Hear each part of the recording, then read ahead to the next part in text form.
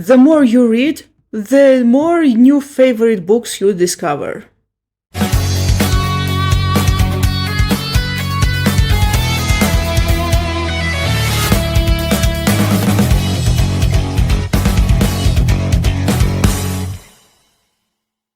Greetings, my name is Nina. Welcome back to the Metal Book Tavern. So last year I made a video where I talked about my all-time favorite books. And in that video towards the end that I said I should have at least 5 or more new favorite books to make an updated version of my favorites. Well, here we are. It's January 2024. And I am back with 9 new favorite books. Some of these books I read recently, some of these books I reread, and some of these books I did not read but kept thinking about them and realized that they were my favorites. What makes a book a favorite to me? Well, I keep thinking about it, I'm missing that book, I really want to reread this or at least go through that book. Well, there are multiple reasons for the book to become my favorite. And so, without further ado, let's go straight to the books that are my new favorites. 9 new books. I released that video around March 2023, as far as I remember, or April, and I began updating my favorite books list in August that year, and I realized that the very first book that entered the list is The Children of Húrin by J.R.R. Tolkien. This is the book that I kept thinking about a lot. I even listened to a podcast that talked about this book. Yeah, definitely, I still keep saying that this is the darkest story J.R.R. Tolkien has ever written. It's very dark, it's very gloomy, it's very tragic in many ways. Okay, basically we have a story of a guy whose father is held captive for many years by Morgoth. And Morgoth cursed their entire family, especially the children. And this guy called Túrin, well, later known as Turambar, help me fix the pronunciation. Well, he is an exile and he goes through a lot. However, even while reading the book, well, that was in July 2021, I kept wondering how much of what happened is the result of Morgoth's curse, destiny, so to say, and how much is the result of Túrin's own actions. This is a debatable topic. Well, at least when Túrin is at the Elves, I can definitely say that this is mostly Túrin's own fault, miscommunication and Túrin's own actions. However, some things probably may be the curse. After all, it's a Tolkien's world, and curses and destinies and things like that, they have a place in them. Although personal actions also matter. But I still love Children of Húrin. I realized that it's one of my favorites. It's brilliant. And I love the illustrations, especially the fact that they cover the whole page. For example, my Beren and Luthien edition only covers some of the page. Yeah, definitely tragic, very touchy, a lot of triggering themes are. Let's move on to the next book. So I started reading this book around July 2023, finished, as far as I remember, on the 5th of August, and after I finished the book, I instantly realized that it's one of my favorites. It's The Talisman by Stephen King and Peter Straub, and basically we have this journey of a young boy named Jack Sawyer, his journey on the way to find the mysterious talisman in order to save the parallel world called the Territories. I actually like how they translated territories into Russian. It's the Dales. Doliny. Surprisingly, this is one of Stephen King's relatively positive and bright books. Maybe that's because he wasn't writing this book on his own. He also had a co-author. I have never read a Peter Straub book. Straub is a German last name, isn't it? Anyway, I absolutely love this journey. This book does a little bit remind me of some of Stephen King's earlier works, well, like The Shining. Well, The story starts in a hotel. There's a boy with some magic surrounding him, and there's this old wise man guiding him. And also this book features one of my all-time favorite themes in books: the friendship of two very unlikely people. I actually do want to make a video about my favorite themes in books. I read this one in a vlog. To be honest, I don't talk much about this book in that vlog. However, it's still brilliant. Oh, by the way, I do realize that these books are kinda influenced by a certain band. One directly and the other indirectly. Yeah, these two are brilliant. Now, the next book I don't own. I haven't read the book in years because I had the book in Moscow and then I left it there and I never got it back, and I'd love to buy myself a new edition. The book is Molly Moon's Incredible Book of Hypnotism by Georgia Bing. So basically, this is a series about a girl called Molly Moon who discovers this book about hypnotism, and it changes not only her life but also the lives of the people around her, even her bullies. So this girl Molly is an orphan. She lives in an orphanage and she has a best friend. One day she and her best friend have a fallout. She goes to the library and discovers this book and she learns to do things. Yeah, definitely one of my favorite books and I miss it. I'd love to own it again. If you have never heard of Molly Moon, I definitely recommend reading the first book. I do remember reading the second and third book. I kinda liked the third one, however the second one felt way too boring.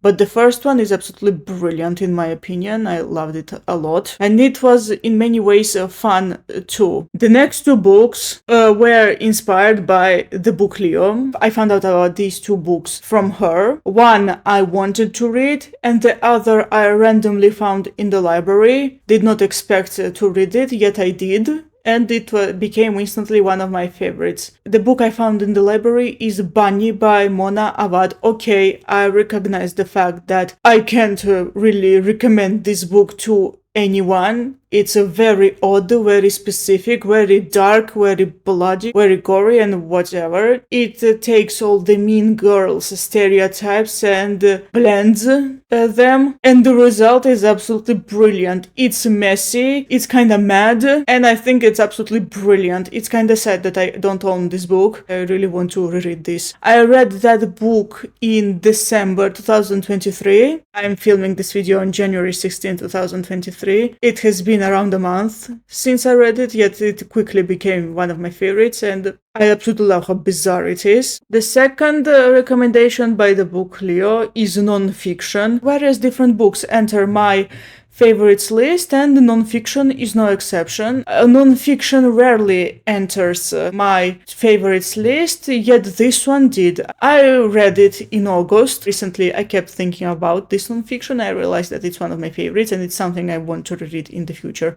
And the book is Humankind, A Hopeful History by Rutger Bregman. For centuries, the view on humanity was very negative. People are selfish, people are greedy, human nature is awful, blah blah blah blah blah blah blah. This book, however, questions this narrative and offers a different perspective, more positive one. Sure, you probably think that I like this book because it shows humanity in a positive way, and yeah, that's one of the reasons. However, what the best part is that the author comes up with some valid points, and the book itself written very well. It explains a lot. It's quite easy to read. Sure, of course, the book goes through some very disturbing moments, be it from centuries ago or from 60 years ago, and various experiments and so on, and yet it's still, the book does its job very well. If you feel like humanity,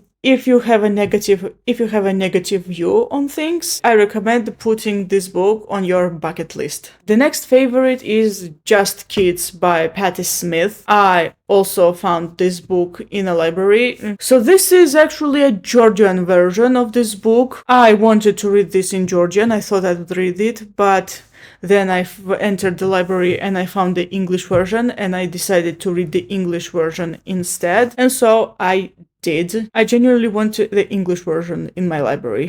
Just like Bunny by Mona Awad, I read this book in December and it became one of my favorites quite quickly. So basically this is a memoir by Patti Smith when she was in her early 20s. So this book is about many things, about life there, the culture and the general atmosphere of 60s and the 70s also New York, but it's above all her relationship with photographer Robert Mapplethorpe. Oh, kinda hard for me to pronounce. I really liked it and I want to read it again, thus I want the English version. I liked a lot about this book, and probably my favorite moment in this book is how Patty and Robert met. Basically my favorite moment in the book. I thought it was absolutely brilliant, and the ending, the last pages, had me sobbing. I'd love to own a different copy of The Talisman too. I want myself the hardcover. The next comes the book that I read towards the end of 2020. I don't remember, October, November, December. One fun fact, when I began making videos in July 2021, I have already made a video called My All-Time Favorite Books, and this book entered that list. However, then I decided that the book wasn't my favorite, and some time ago that I realized that I keep thinking about this book. Yeah, it's actually my favorite. I keep thinking about it. I remember the story very well and I'd love to read this book again. The book is Equal Rights by Terry Pratchett. So what this book is about? This is the first book in the Witches cycle. This is set in Discworld and it's technically the third book in the series. So according to the prophecy, an eighth son of an eighth son would be born and do great things, blah blah blah blah blah. However, the eighth son is actually a daughter, and a lot of fun things happens because of that. A huge difference between witches and wizards, a lot of fun situations, a journey to a university, and a lot of magic, and so on. I can't believe a book by Terry Pratchett became one of my favorites, because Terry Pratchett, pardon me, isn't my cup of tea. Well, I liked The Amazing Morris and His Educated Rodents. However, his other books aren't quite for me. This one, on the other hand, was absolutely brilliant. And if you want to start reading Terry Pratchett, I recommend picking up this one. And I also love that my copy also has a map of Terry Pratchett books. I mean that the order. Yeah, definitely something I recommend. Next book is the first book that I read in 2024. I bought it in December 2023, and on January 1st I picked this book up, started reading it, and before I reached around the 100th page, I realized that this book is my instant favorite. It's absolutely brilliant, and if you haven't read it, definitely read this, please. It's very, very good, and it's The Last Unicorn by Peter S. Beagle. So the story is about a unicorn who lives in the forest. One day she overhears two hunters say that she is the last unicorn, all the others are gone, and this motivates her to start her journey to find the other unicorns. A lot of interesting adventures, memorable characters, and interesting situations. It's very beautiful and also kind of sad. And it's also the book that made me regret that I'm not the singer in a band, because this book is full of music. And just like J.R.R. Tolkien, who this author is often compared to, Peter S. Beagle really likes writing songs. This book is definitely full of songs. Sure, that's not the reason that I absolutely loved the book, just like did some certain other series that I'm going to mention right now, but it's definitely brilliant. By the way, like I mentioned, I loved this book before I reached a page 100 or something. You know which other book, or rather book series, I absolutely loved before reaching the page 100 or something? The Name of the Wind / The Kingkiller Chronicle by Patrick Rothfuss. And who does the foreword for this edition of The Last Unicorn?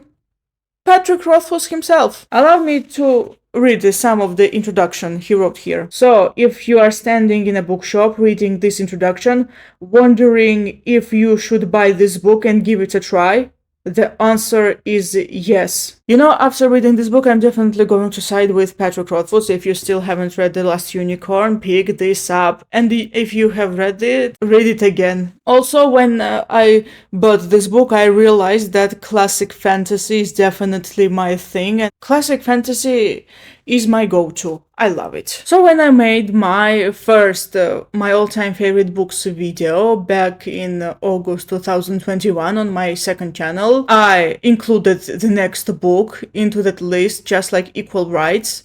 But then I was a little bit confused whether it should be in my favorite or not. It's a series, and at the time of the filming, I read only the first 2 books. I didn't have the third one yet, and the fourth one was yet to be released. Well, at least in Russian. It was already released in English. I started this series in April 2021 and finished in December 2022. All 4 books I read in less than 2 years. And then recently, around a month ago, I realized that I keep thinking about the series.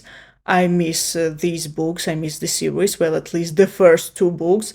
I remember a lot of events quite well, not a lot of details or minor characters, but quite a lot I remember. At the time, I included the series into my favorites list because it was a fresh read. I finished the series right before I filmed the video.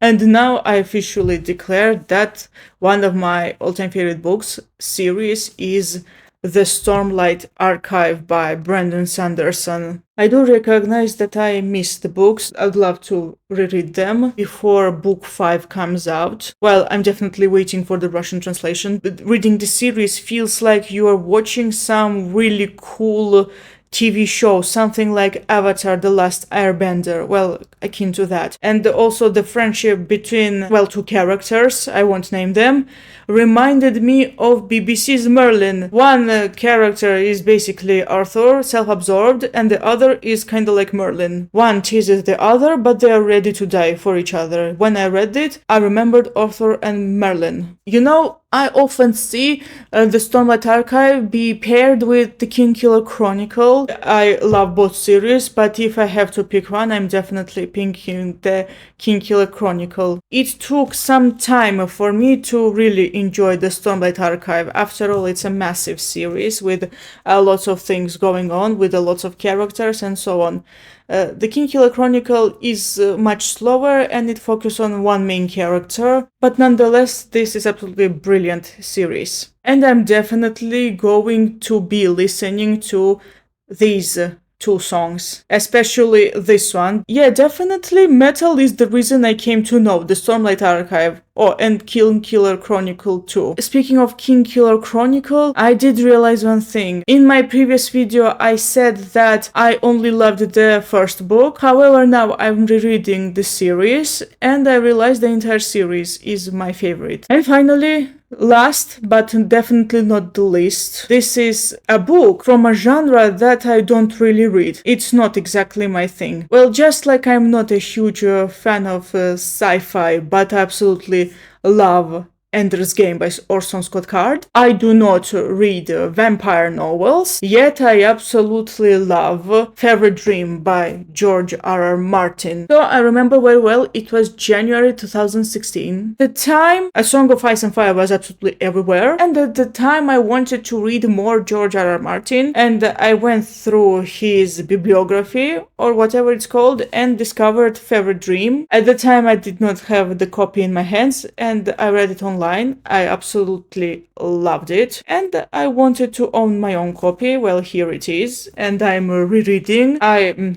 read around the 4th of that book. By the way, I do own the English version, but I failed to read the English version, and it's also very damaged because there was an accidental spill of Pepsi onto that book. Oh, and I also, since I did not speak English properly at the time, I annotated the book and wrote the translations of the words that I didn't know. So basically, this is a story about a guy named Abner Marsh who makes a deal with mysterious Joshua York. Together they build a boat called Fever Dream and they sail across Mississippi. This book is set in the US, it's 19th century US. And soon Abner notices that something is definitely wrong with Joshua. Well, yeah, I know that the annotation sounds kinda predictable, however, the book itself, it managed to subvert my expectations. I loved it, and I think it's one of the most underrated books that I own. And after I finished the book, I did realize that this is a more light-hearted read compared to A Song of Ice and Fire, even though there is a lot of gore and horror here. And my favorite aspect of the book is the dynamics between Abner Marsh and Joshua York. Very, very cool. Oh, and by the way, since I mentioned this book alongside Enter Game,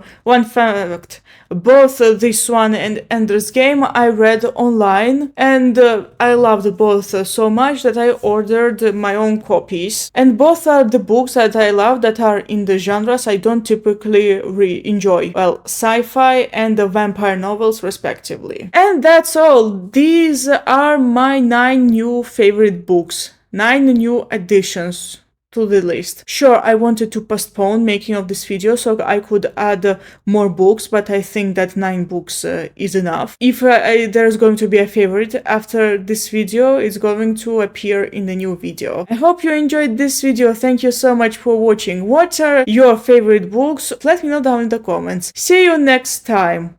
Goodbye.